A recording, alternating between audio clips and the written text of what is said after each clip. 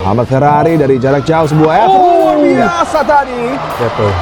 Ivar Jenner dengan jarak jauh berbahaya tadi yang dilepaskan oleh Rivaldo Pak Pahan. Berani ya. Peluang dari jarak jauh kembali Pak Pahan.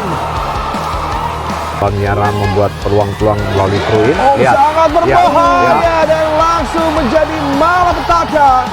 Di video ini kita akan mengulas tuntas laga Indonesia vs Filipina pada ajang SEA Games 2025. Yang mana pada laga ini banyak momen yang menarik untuk kita bahas. Di mana timnas U22 asuhan Indra Safri kali ini bermain kurang memuaskan. Para fans timnas di media sosial menilai bahwa taktik Indra Safri sangat kurang. Padahal menurut para fans, SEA Games tahun ini skuad Indonesia cukup bagus. Akan tetapi timnas U22 tak mampu mengalahkan Filipina. Yang mana kekalahan dari Filipina ini adalah kekalahan pertama pada sejarah timnas Indonesia di SEA Games. Selain itu, kondisi lapangan juga menjadi sorotan publik sepak bola Indonesia. Mengingat di laga lain, Vietnam dan Thailand memakai lapangan yang kondisi rumputnya lebih baik.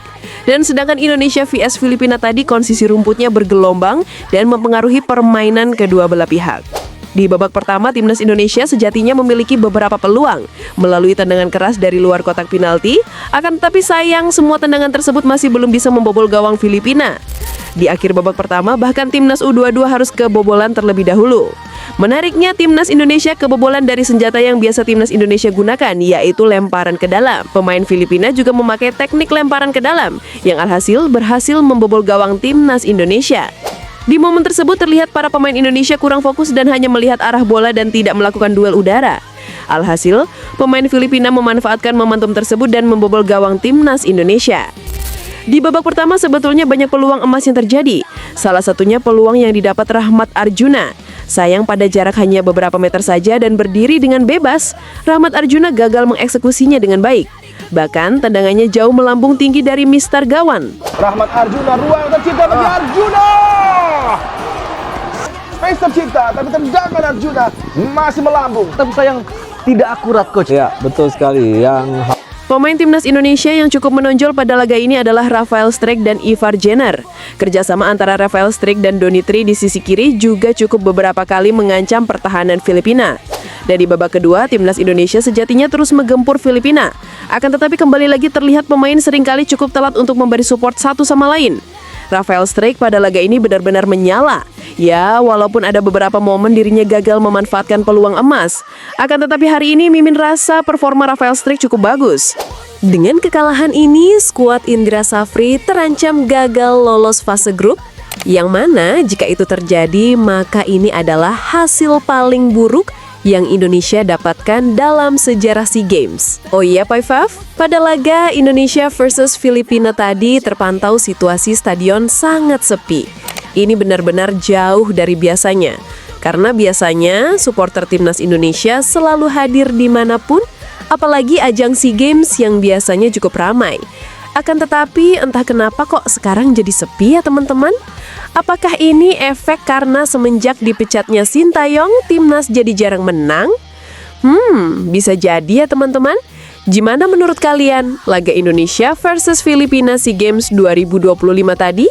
Komen di bawah ya. Bukan cuma peserta, kami pembawa perubahan. Setiap pertandingan adalah final. Setiap lawan adalah tantangan. Dari pinggir lapangan sampai bangku cadangan. Satu misi, jadi yang terdepan. Kabar selanjutnya, AC Milan semakin serius inginkan Jay Ijes di jeda transfer Januari 2026.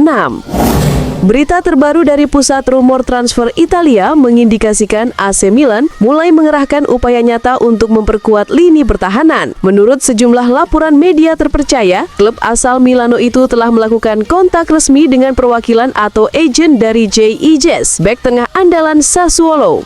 Langkah ini menunjukkan ketertarikan serius Rossoneri terhadap pemain berusia 25 tahun tersebut. AC Milan sejatinya punya dua pemain incaran untuk jeda transfer musim depan, yaitu Jay Ijes dan Thiago Silva. Akan tetapi, AC Milan lebih memilih Jay Ijes sebagai incaran utamanya, mengingat Jay Ijes yang secara usia masih muda.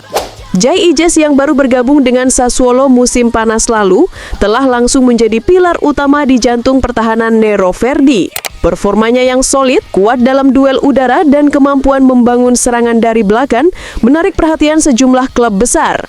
Mengapa AC Milan tertarik? AC Milan diketahui tengah mencari opsi untuk menambah kedalaman dan kualitas di sektor bek tengah. Meski memiliki Fikayo Tomori dan Matteo Gabbia, mereka membutuhkan sosok baru yang bisa memberi persaingan sehat dan meningkatkan kualitas rotasi, terutama untuk menghadapi tantangan Liga Champions musim depan.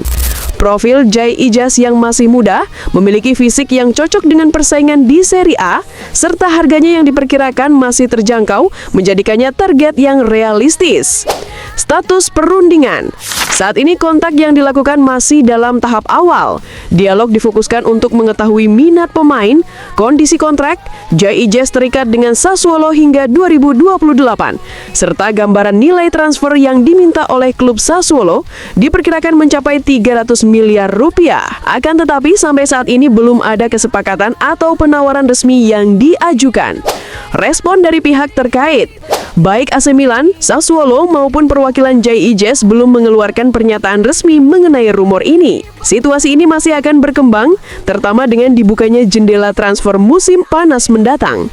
Langkah proaktif Milan ini menandai dimulainya perburuan mereka untuk memperkuat pertahanan, dan Jai Ijes muncul sebagai salah satu nama terdepan dalam shortlist mereka.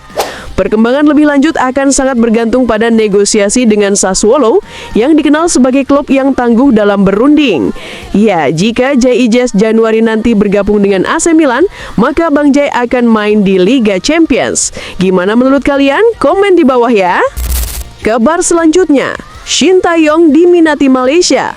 Baru-baru ini Shin Taeyong sedang aktif mengecek akademi sepak bolanya. Setelah hadir di Jakarta dan Mali saat ini, Shin Taeyong langsung pergi ke Malaysia. Di sana Shin Taeyong langsung diwawancarai oleh media Malaysia. Dia ditanyai oleh wartawan bagaimana jika ada klub Malaysia atau tim nasional menawarinya menjadi pelatih. Shin Taeyong pun menjawab dirinya selalu terbuka akan tawaran apapun.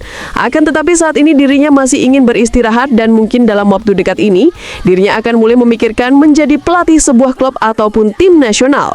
혹시 말레이시아 내셔널 팀이라든지 아니면 말레이시아 프로팀에 오실 의향도 있으실까요? 아니 뭐 어디든 뭐 마음은 다 열려 있어요. Dia kan selalu terbuka dimanapun national team atau pro semua dia terbuka, orangnya terbuka. Ya, karena Erick Thohir sudah enggan membawa Shin Taeyong kembali, maka sudah dipastikan mungkin di waktu yang lain kita akan melihat Shin Taeyong melatih timnas lain ya teman-teman. Ya, itulah kabar timnas terbaru hari ini, yang mana laga Indonesia versus Filipina juga berjalan sangat menarik. Like video ini dan share ke teman-teman yang lain agar semuanya tahu perkembangan tim nasional sepak bola Indonesia. Sehat selalu teman-teman dan sampai jumpa di video selanjutnya.